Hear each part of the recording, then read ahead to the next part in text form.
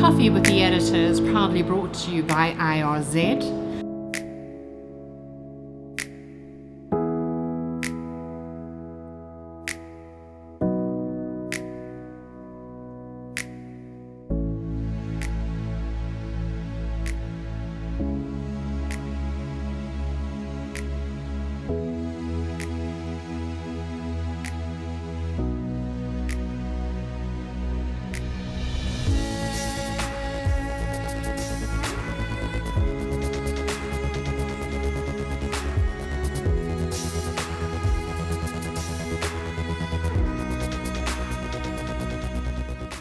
So good morning, Aaron, and thank you so much for joining this morning for Coffee with the Editor.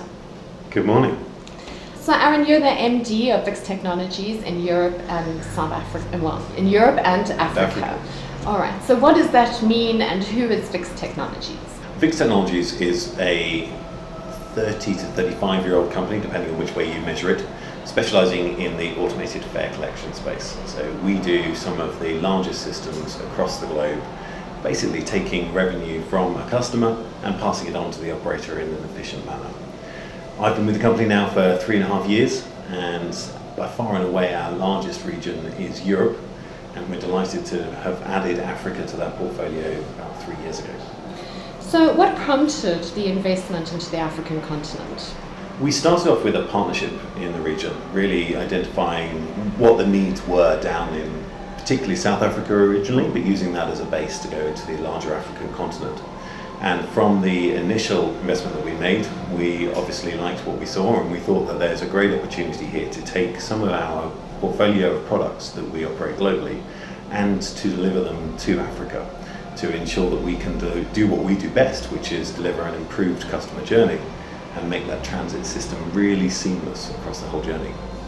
So products and services, you've got hard and soft services.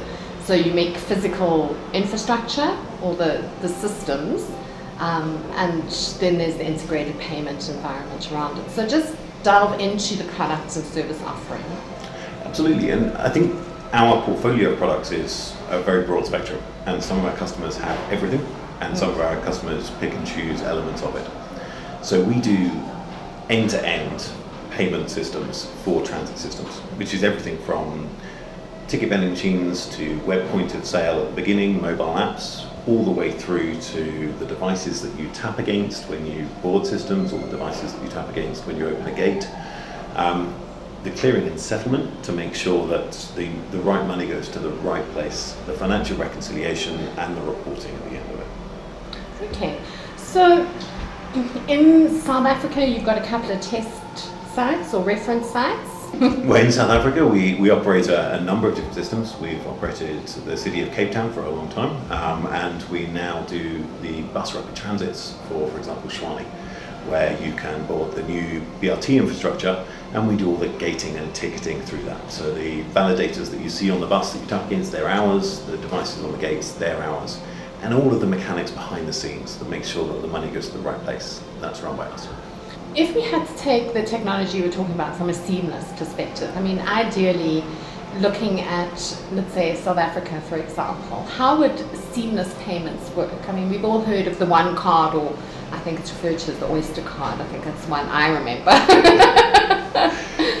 Yeah, bizarrely, I think most of the closed or card-based ticketing systems have some sort of nautical reference. So you've got the Oyster card in London, you've got the Clipper card in San Francisco, you've got the Octopus card in Hong Kong.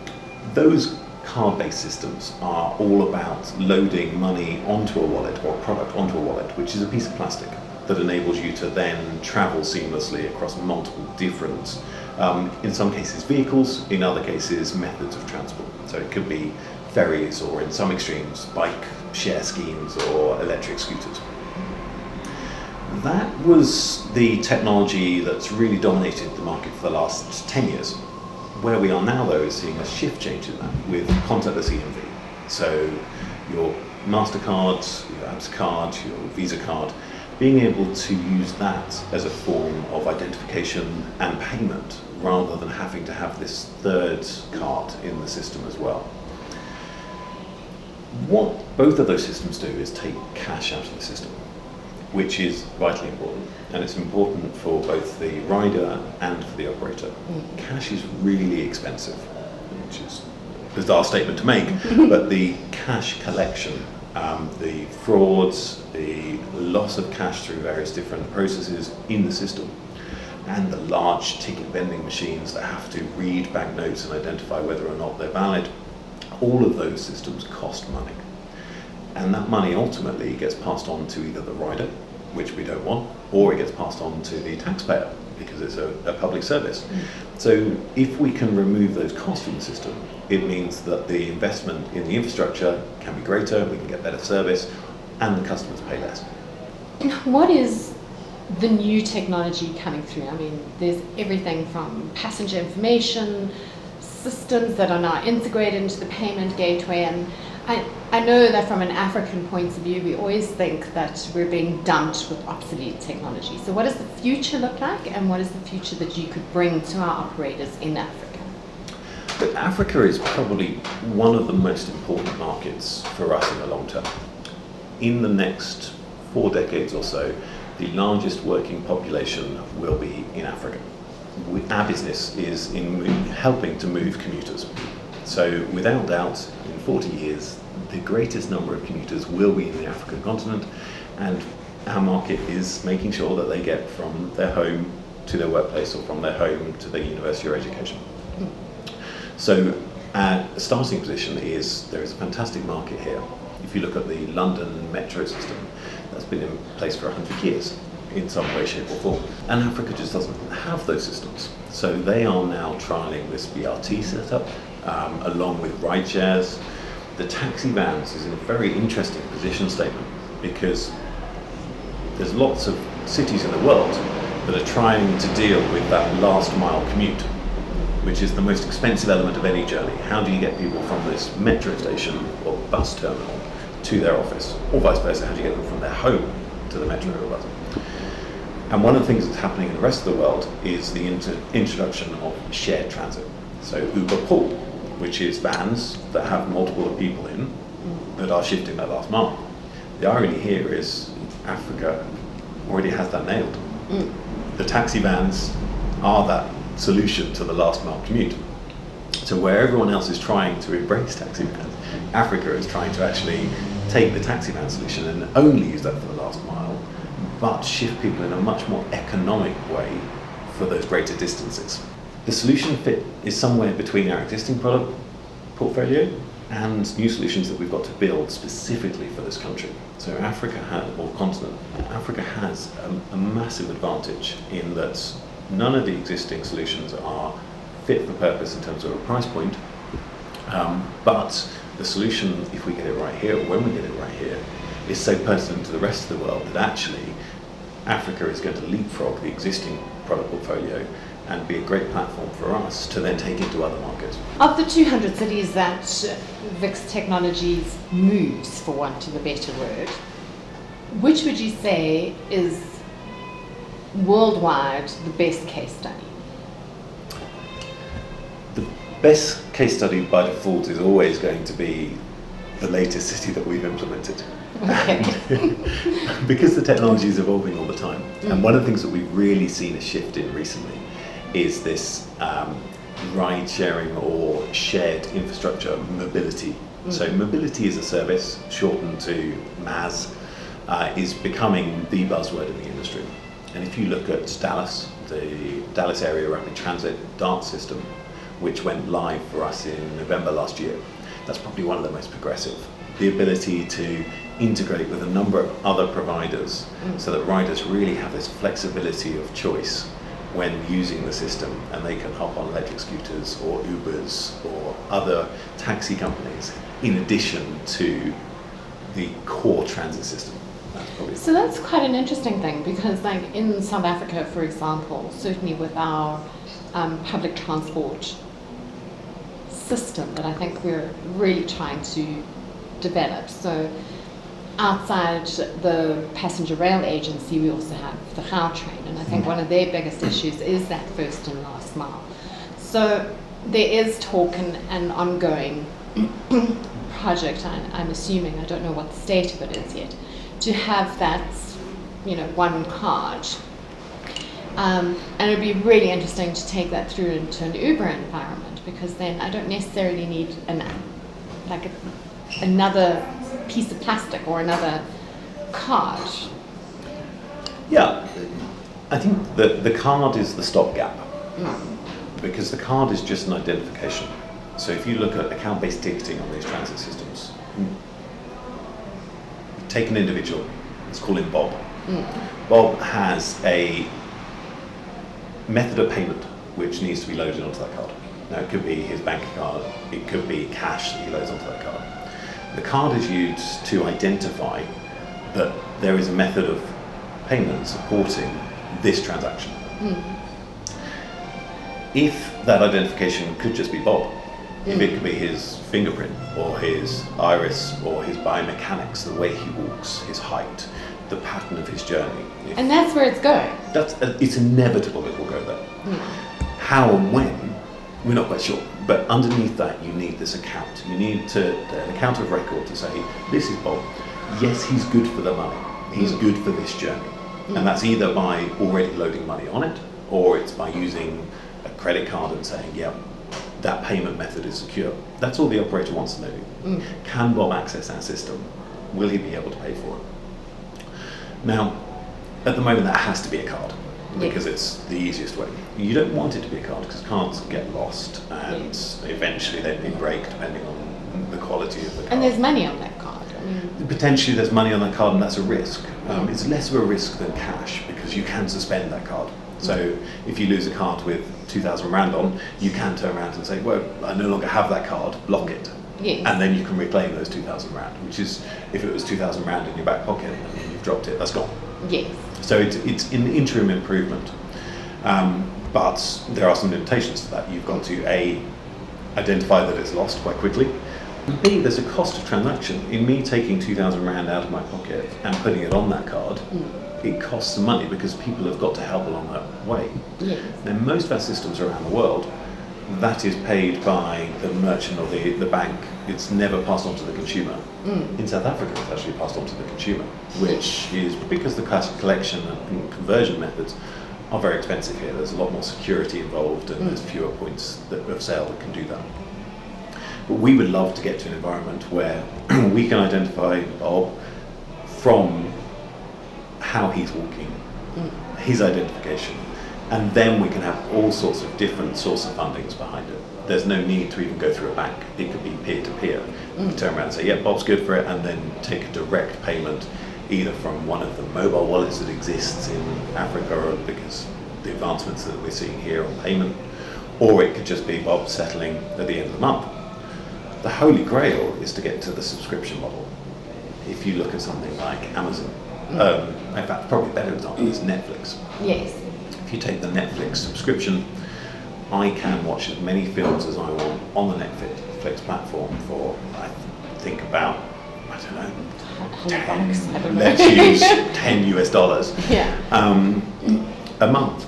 Imagine a world where I buy a subscription for transit. And that means I can get as many HOW train journeys, I can get as many BRT journeys or taxi journeys as I can consume in that month.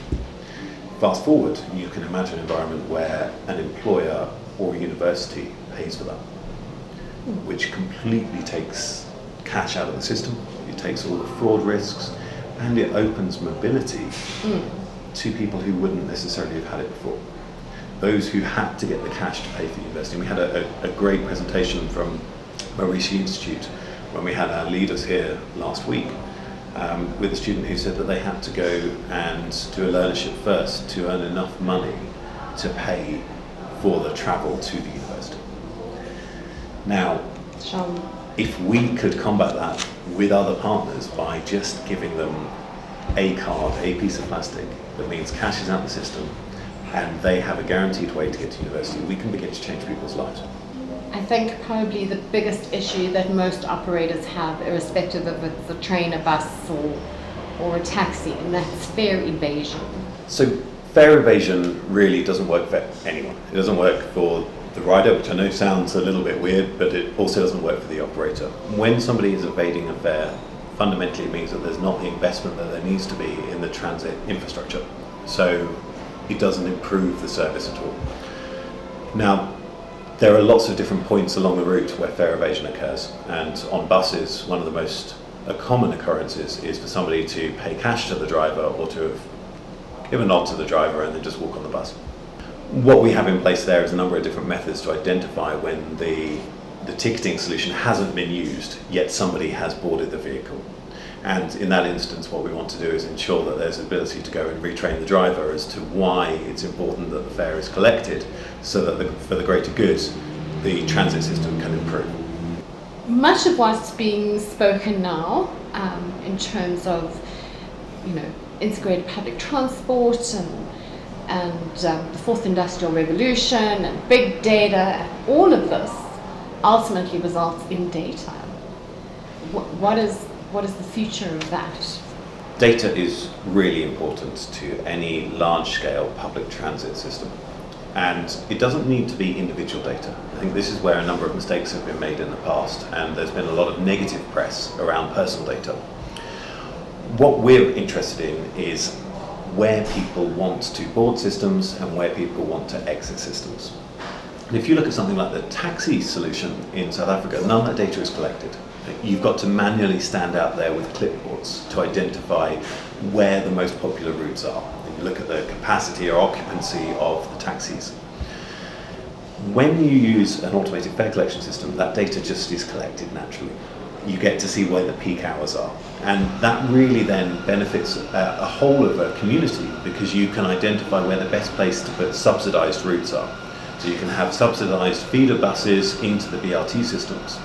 You can even have subsidised taxis. And this is something that really will change that dynamic and be really appealing to the taxi operators, because for the first time, they will be able to collect money from the government rather than just the individuals to operate the routes that need them most. So that would also inform where public transport needs to be expanded to. That talks to smart cities, and how does that picture look? Absolutely. So you always have the urban planning environment, which identifies where we think we need to be in the future based on the investment that we're making on capital infrastructure, housing, schools, etc. But you also have the here and now, which is the old, there's a great graphic from university campuses where you have the well-laid cobblestones, which is where you're supposed to walk, and then you have the worn-through grass, which is where the students actually go and walk. And it's a good analogy for public transit, because just because this has been done for 10 years doesn't mean it's the most viable route. So if you've got a lot of taxis that are operating a new route, or you've got Ubers that are being used more frequently in that environment, or you've got people walking, being able to use data to look at that and to implement new public transit services just improves the lives of everyone in that community. Scalability of your products. So customer starts off with a ticketing machine and is then able to expand. I think the way that operators should see transit ticketing is in a modular concept. The most important thing to get in place is the account of record, which is the enabler for public transit ticketing. You can then add on modules. So whether you embrace contactless ticketing through the tap and go of an existing card, the card-based ticketing, and integration into the taxi vans or feeder or subsidised buses, all of those can be added to the system. But you have to get started somewhere. And the Vix platform enables operators to have that starting point. Whether you're bus, light rail or heavy rail, everybody needs to know that account of record. Aside from all the technology and the potential of that technology in the future, you're visiting Vix at the moment. Is it because of any special projects that you guys are working on? What's happening in your environment now? South Africa and the African continent is one of our most important markets. So I'm spending a lot more time here, which I'm delighted by. Last week we brought our global leadership team to Johannesburg, and it was great for our global leaders to come and see some of the opportunity in front of us here, as well as meet a lot of the team, because we're really proud of the 70 odd employees that we work with here in Johannesburg. So that's primarily why I'm here. I think for me, my trips to South Africa will continue to increase as the market gets really hot both in this country, and we built this launch pad for the rest of the African continent. I think we've got the opportunity to really service the African continent well, because we've got South Africa, which is very good for the southern region of the continent, Sub-Sahara, and then we've got our French office, which is very good for the northern region. Yes. Vix's role in rapid urbanisation. Africa is the most exciting place for us in the next few decades. Smart cities are happening, whether we like it or not, and from my point of view, I really like it, all over the globe. So Vix is delighted to be playing a part in this continent already, and I think we're going to see a lot of changes in the years to come as we embrace smart cities, smart ticketing, implementing a Vix platform that is open to the greatest and latest with seamless integration means that you're future-proofing the transit of people within communities.